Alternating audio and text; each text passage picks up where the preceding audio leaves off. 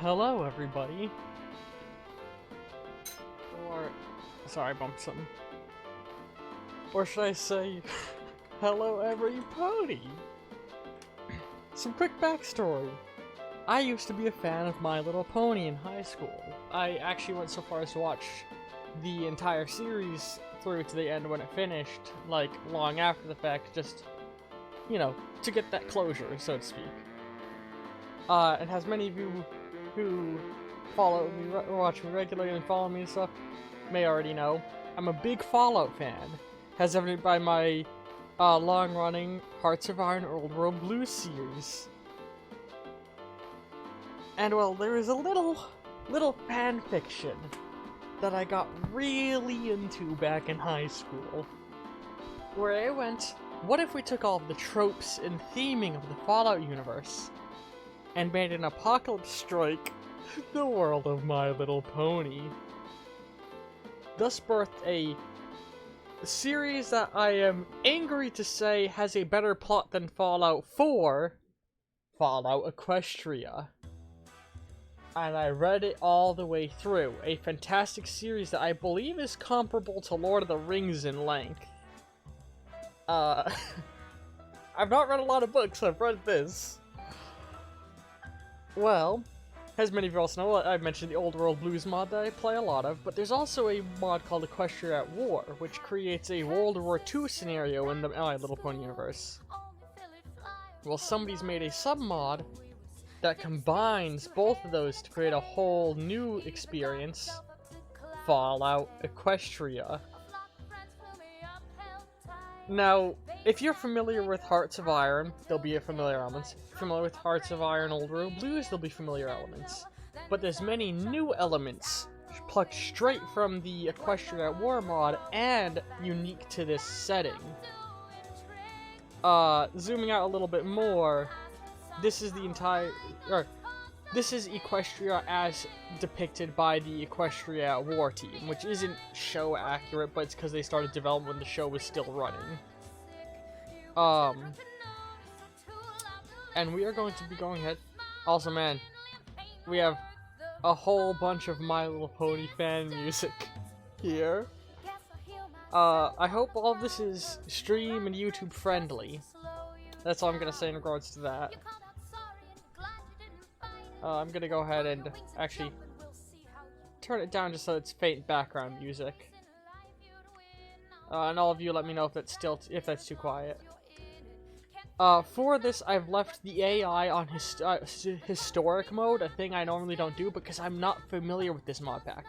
I downloaded it and looked at it a little bit when it came out and was still very bare bones, just because I was like, oh, that's neat. From what I understand, it's gone through a lot of updates. And I went ahead and picked one of the smallest of the default nations, 10 Pony Tower. By the way, Fallout Equestria spoilers going forward. If you have any interest in reading these books, you may not want to watch. They're genuinely good, and I hate to say that their plot is on par or better than many Fallout games' plots, and that upsets me.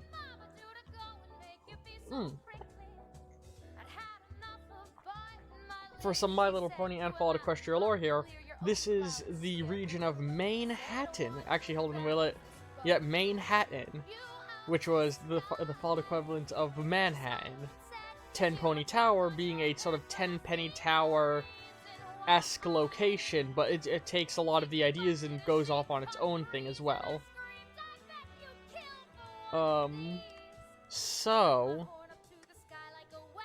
Yeah, I'm 10 Pony Tower where, let's see here. There's a lot, ooh.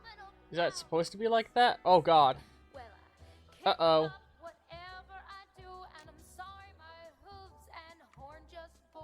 Okay, that might be a bug.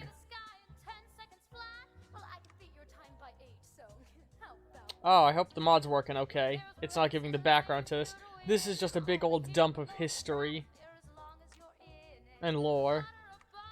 I've only read the original novel. I've never read any of the fan spin-offs of the Fallout Equestria novel. So, the Twilight Society. Well, let's go ahead and read what they've written for the Twilight Society. We get a research speed boost. The Twilight Society are the mysterious and secretive organization. Fallout Equestria was written when I think the series is on like season 3 or 4, so it's a huge divergence from the plot of the show.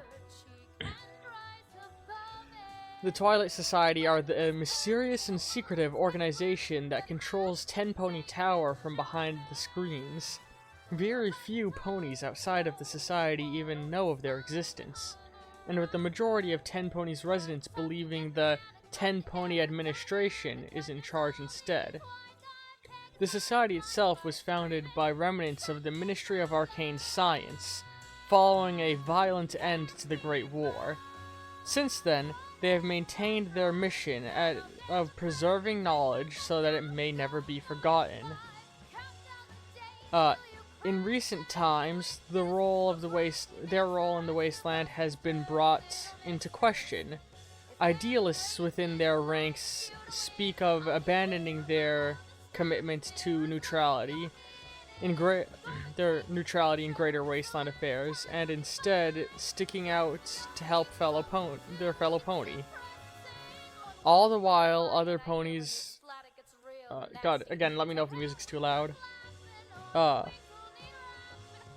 the while, other ponies, both within and outside Ten Pony Tower, pursue their own ambitions at society's expense. The future is uncertain for the Twilight Society. Only time will tell whether or not they will continue to serve in the future. Or survive, sorry. Our controlling government is the Twilight Society with influences from the Grimstar Clique and the Open Tower Party. Our unique traits are, let's hear. Meritocracy, only those... Yeah, I'm gonna turn that down just a teeny bit more. Oops. Because I'm really worried with these songs having lyrics. I don't want to be drowned out. Yeah. So a meritocracy, which means less population but more stability. For those who don't know, meritocracy is a governmental concept where only the most skilled are given more privilege than the less skilled. You know, a society built on merit. Security force bonus, which gives us more recruitable bonus or population. Ten Pony Tower does not have any standing army. Instead, the security forces of Ten Pony Tower are acting as both police and military. Import economy, resources, wealth, and the flow. Resources, wealth, and the supply flow into our fair tower, but very little flows out. With limited manufacturing base and high focus on luxury goods, we are simply unable to export much to outside traders. Instead, all trade takes place within the tower itself. Ghoul problem. Stability decrease. There's a group of ghouls who have been causing trouble for us as of late. They'll need to be dealt with in one way or another. So that's the element that's pulled from the original 10-penny plot of Fallout 3. And the Twilight Society, which gives us an encryption boost. What's some of our government stuff? Military is volunteer-based. We allow outside volunteers, no mutants, no training, local leaders lead it. We use a wasteland economy. We promote caravan companies to come through as our trade law. Alright. And Shortwit, what does that mean? Who is the... Oh, Shortwit is a character. Is there any one pony who is truly despised within the Twilight Society? Or if there is any, it is Shortwit. His lazy, apathetic attitude has been the topic of many angry rants from the other society members. Hold on, I'm gonna adjust my monitor. There we go, now it's... Okay, that's a bit more aimed at me now. Is Shortwit. His lazy, apathetic attitude has been the topic of many angry rants from the other society members, and there have been many attempts to kick him out of the society. All of these attempts have failed, though, as he enjoys the favor of the society's highest-ranking members for reasons unknown to most members. I read this book years ago, so there's a lot I don't remember. We muzzle dissonance, we have closed borders, and no chems. Alright. Hang on, let's take a peek at our focus tree is alright in scale. There we go. Oh my god, is that full-on remix? Hold on, what is this song? A blue, okay, hang on, actually, I want to turn this one off.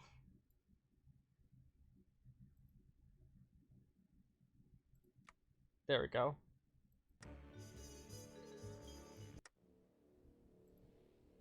Oh god, I think... Yeah, I'm sorry, Skybolt. All your stuff is, like, actual real-world songs. I don't want a copyright claim.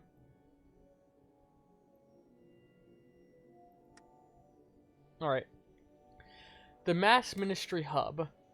So for those who don't know, real quick, some lore of Fallout Equestria, because I feel like a lot of the people viewing may not know this well. In this world, a war began to break out, and the government began to struggle, and so they created the ministries.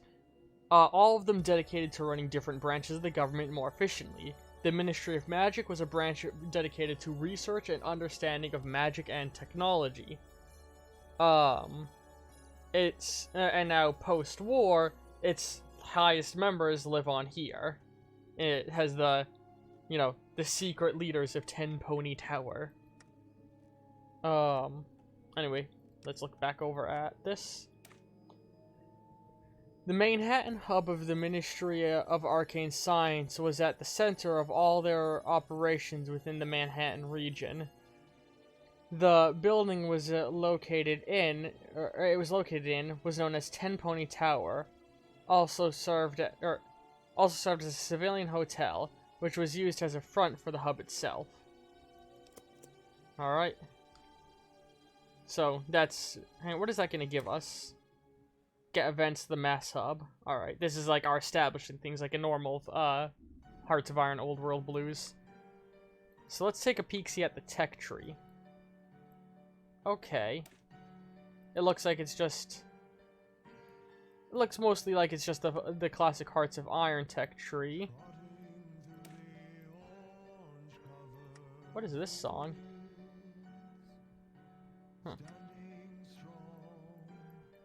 Huh. Man, if I get a copyright claim on any of the upload videos, I may deactivate the music in general rather than rooting through and looking for which ones would trigger it and which ones won't.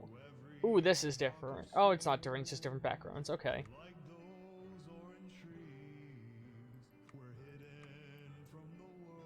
Yeah, I'm just looking to see if there's any differences or if I can basically treat this the way I normally would treat the tech tree. Which it's looking like it's basically the same.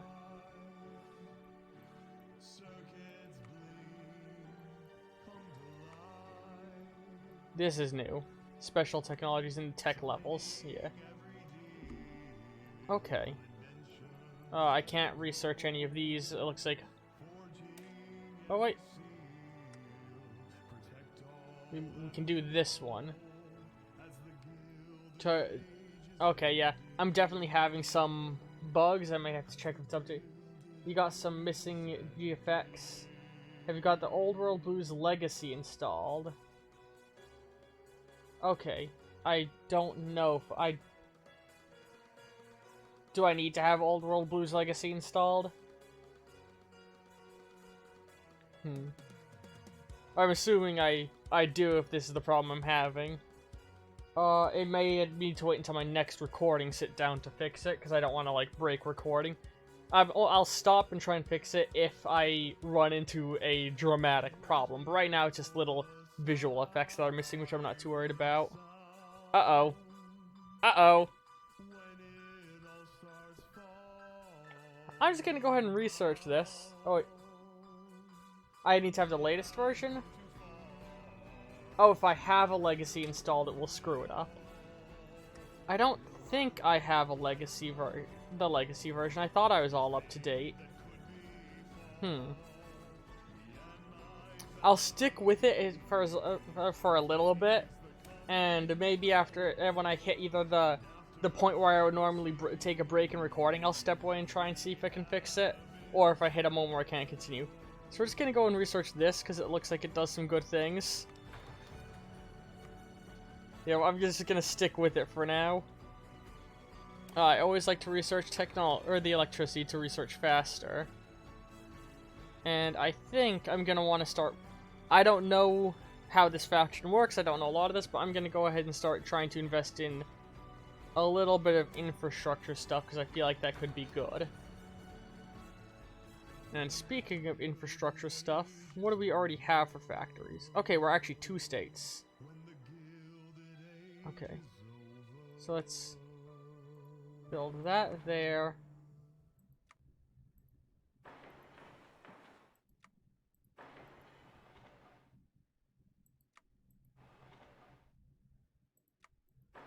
There we go.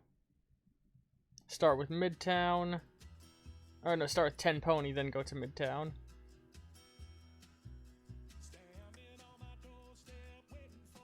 Okay, I'm getting more and more worried that these are actually copyrighted music and I don't want to get copyright claimed.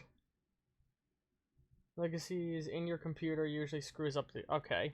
I'll try and look and see if I can get rid of the legacy versions at some point. Alright, in here we got a few decisions that we can make. I'm assuming first off... Oh wait, they have a Fallout Equestria intro. Let's hear that real fast. Once upon a time in the magical land of Equestria, there came an era when the ideals of friendship gave way to greed, selfishness, paranoia, and a jealous reaping of dwindling space and natural resources. Lands took up arms against their neighbors. The end of the world occurred much as we had predicted. The world was plunged into an abyss of balefire and dark magic.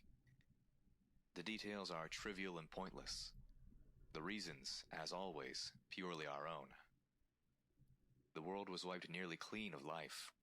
A great cleansing, a magical spark struck by pony hooves quickly raged out of control. Megaspells rained from the skies. Entire lands were swallowed in flames and fell beneath the boiling oceans. Pony kind was almost extinguished, their spirits becoming part of the ambient radiation that blanketed the lands. A quiet darkness fell across the world. But it was not, as some had predicted, the end of the world. Instead, the apocalypse was simply the prologue for another bloody chapter in pony history. In the early days, thousands were spared the horrors of the Holocaust by taking refuge in enormous underground shelters known as stables.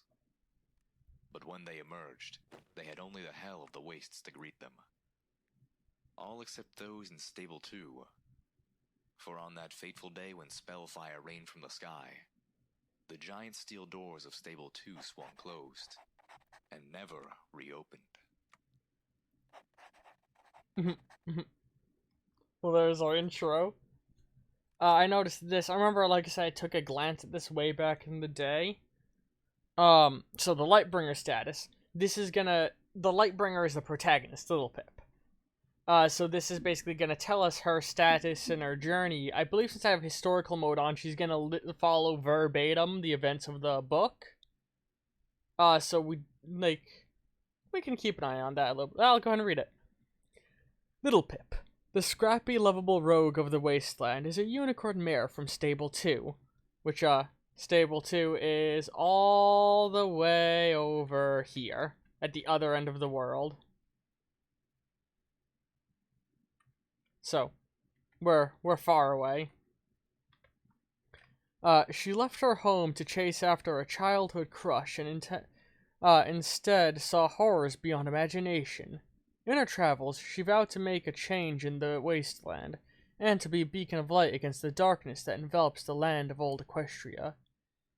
From deciding the fate of the Shattered Hoof, to stopping the goddess as the Lightbringer, she may be the one pony left that could save the wasteland from itself.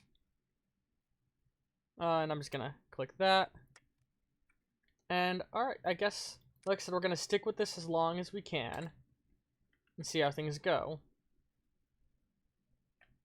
We're now just gonna let time progress. let's look at some of our neighbors. Let time move a little slow. So, over here we have Gutterville. They got no real opinion of us. That looks... I have a feeling that might be a generic tree, but I don't know. They have hostile sprite bots. The Ministry of Morale hub north of Gutterville is filled with valuable salvage that would be a great benefit to our economy if it wasn't infested with hostile sprite bots. Sometimes those winged devils wander out of the hub right into where we are working.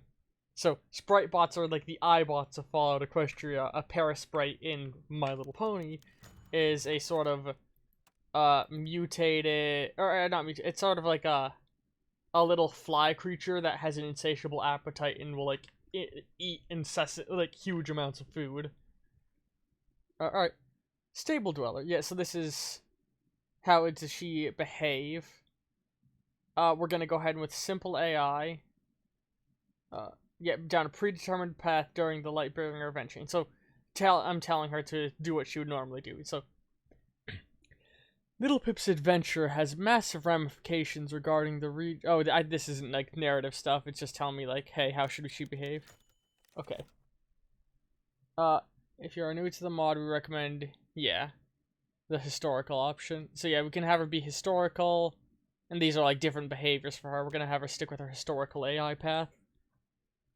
So that's a thing that I find interesting compared to old world blues, is they have a protagonist running through the map, going around here and all like slowly up this way, just fucking with different factions. I think she might even go as far as to kill entire factions if I remember the book right. So we'll see how that goes.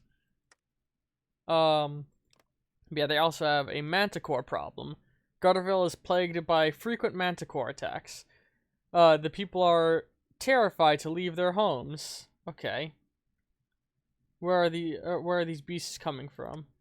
Meanwhile, to this side, again, neutral to us is these people. Raid or extortion. Okay.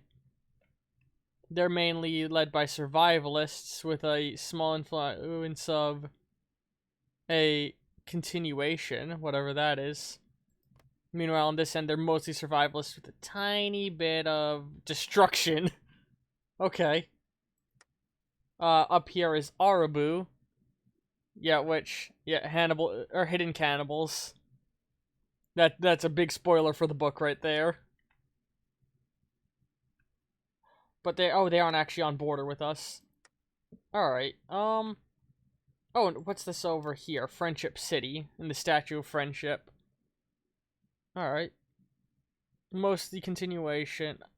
I think I'm going to play a little militaristic. What is their military power here? Are they very strong? I don't think they would. Yeah.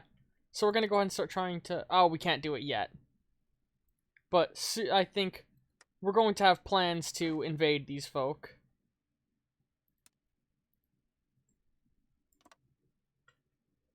So, now let's go ahead and let time pass. Not a lot's gonna happen this sit down because, you know, it's me. Oh. That's terrifying. Yeah. I'll go for another 10 minutes or so I have a full YouTube video worth, and then we'll step away and I'll try and fix the bugs. Thank you, One-E Brony? One-Eye Brony? One-Y Brony? Or Bonnie. That's not Brony, Bonnie. Oni Bonnie. For letting me know what could fix this. Not the best initial showcase, but, you know. And what is... I'm just curious. Over here we have, okay, a big old raider party of the Manhattan Raiders.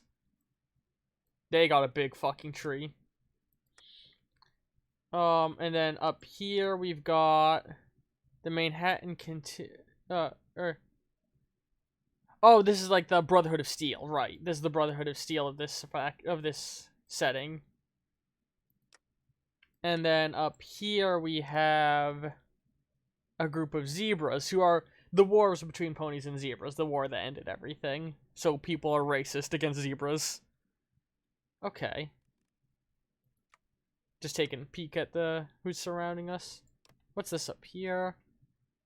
Just another group of survivalists with a big influence on a visionary ideology. And over here, more raiders. Alright. So we're just gonna go ahead and let some time pass until the thing... God, that's terrifying. It's a mutant! Being censored. It's too horrific to look at. Okay. Oops. Oops. Wait, no. Fuck. Hey, alright. There we go. We finished this. Alright. The Mass Hub. Ten Pony Tower, a luxury hotel known for housing the Ministry of Arcane Science's Manhattan hub. When Balefire began raining from the sky, this universe's equivalent of nukes, they would basically take a crystal, pump it full of so much magical energy that it was unstable and would, like, explode the moment it was broken. Now, raining from the sky, those ponies working within the hub were some of the first to know. Orders came in from Canterlot to fire the prototype megaspell Celestia 1 at Rome? Okay, at Rome, capital of the Zebra Empire, knowing that Manhattan would be a primary target. The ponies from from the Ministry had to make a choice. They could follow their orders and focus on casting the megaspell, or ignore their orders and focus on using Manhattan's emergency broadcasting system to warn residents of the city. Whew. There wouldn't be enough time to do both, and seconds were ticking down. We would lose 10 energy production in the city if we fire it. I mean, the good thing to do would have been this, so I'm gonna go ahead and pick this one. Alright, and now the next thing is Damaged Tower. Despite the various reinforcements and magical wards placed on Ten Pony Tower, the building still suffered substantial damage during the Battle of the World. While much of the damage had been repaired over the past couple of centuries, some scars still remain. Ugh, slightly stuffy nose, sorry. And yeah. This is a slaver empire and they're invading these people. Alright. Old Appaloosa. So. But yeah, like I said, like, back in the day, I was a big fucking My Little Pony fan. Like, is it a show I would recommend to a bunch of people? No.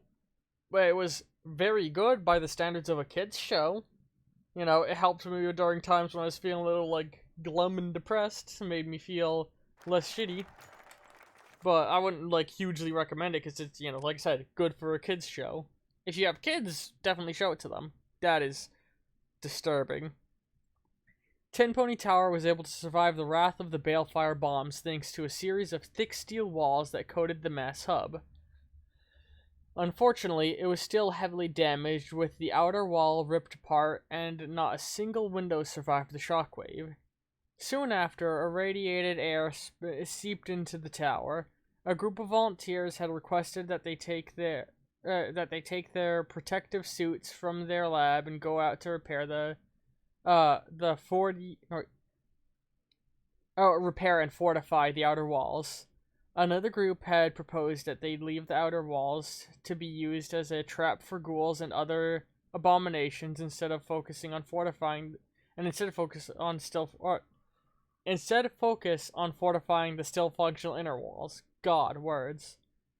So repairing the outer will give you some outposts. Fortifying the inner will give division defense on core territory by has a slight raise of that. In the long run, that's actually a better option, I think. And I don't know if I'm going to be attacked anytime soon. I don't think I am, so let's go with that. Alright, and now we have the outside communications.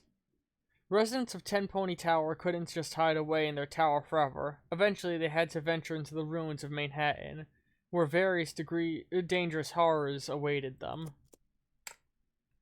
Alright, let's let time pass. So, that should finish in just a few seconds. Yep, there it is. Oop, oop, oop.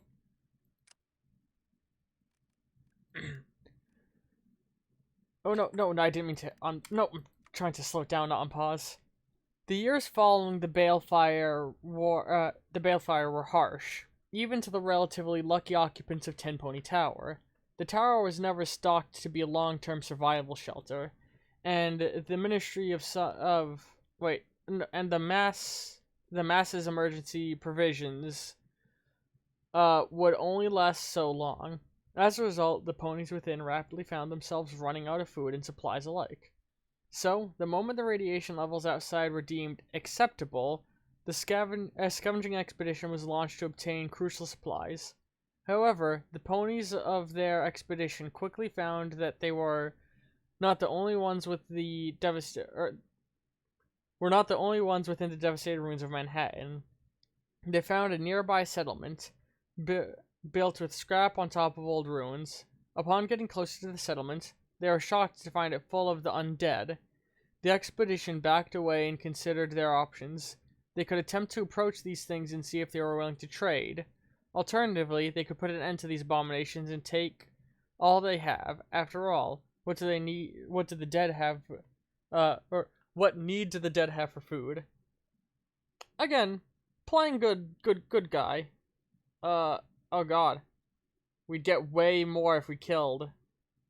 But no, I'm gonna play good guy. We approach to trade with them.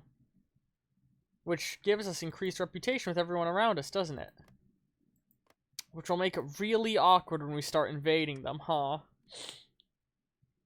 Now, I could make more choices, but seeing as the fact that we've got all of these bugs, I'm actually going to go ahead and call the stream there and try and fix this. I might come back later with this, I might not. Actually, if I come back later, I might actually play something else so I can test this in my off time. Yeah, which, I'm recording this on October 5th. It's going to go live on October 20th, because, yes, I record very far in advance. So, yeah, I'm, expect this to go up on October 20th. Yes, well, of course, you know. If you're watching on October 20th, you know that. And this is going to be a Wednesday series, right alongside me and my girlfriend reading Homestuck, which, that is not a guaranteed always Wednesday thing. It's, again, my GF makes me read Homestuck. It's whenever she's, making me read it, whenever we're sitting together reading it is when it gets recorded. But right now we have enough backlog that it will go for a couple weeks. But yeah, so if I can get this fixed, expect this as the second Wednesday slot or Wednesday series, or the second Wednesday series going on. I can use words, it's weird. Otherwise, something else will fill in the slot of the 27th. Ta-ta!